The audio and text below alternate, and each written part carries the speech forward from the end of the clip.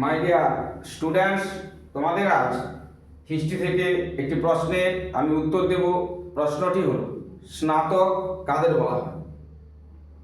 বৈদিক যুগে সাধারণত শিক্ষার্থীরা গুরুগৃহে থেকে 12 বছর ধরে পড়াশোনা করলে তাকে এক বিশেষ ধরনের স্নান করানো হতো।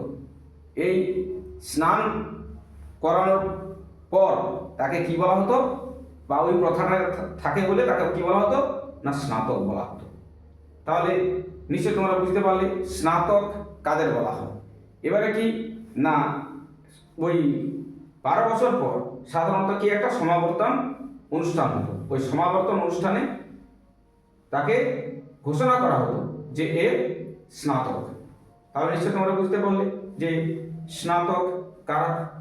বৈদিক যুগে গুরুর বাড়িতে থেকে 12 বছর শিক্ষা অর্জন করলে তাকে এক বিশেষ ধরনের স্নান করানো হতো, তাকে বলা হবে কি, স্নাতক। তাহলে নিশ্চয়ই বুঝতে পারলে। যদি বুঝতে না পারো তাহলে তোমরা কমেন্ট করবে, আর যদি বুঝতে পেরে থাকো চ্যানেলটা ফলো দিয়ে সাবস্ক্রাইব করে পাশে থাকবে পরের প্রশ্নের উত্তর পাওয়ার জন্য।